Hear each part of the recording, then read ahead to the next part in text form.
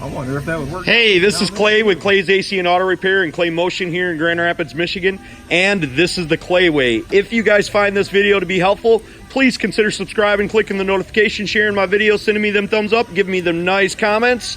You can reach out to me on Clay's AC and Auto Repair, and I'll try to answer your automotive related needs. So we're removing an engine out of a 4.0 Ford, but I think this stuff is so cool.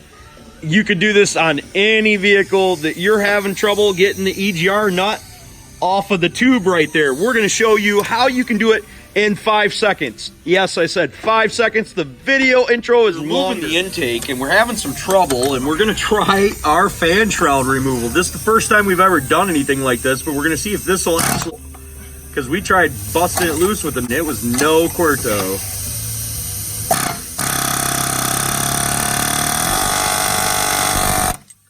Look at that. That is sick stuff right there. That's one for the ages. I hope you guys dug that. God bless. Remember, if anybody else can do it, you can do it too. Have a great day.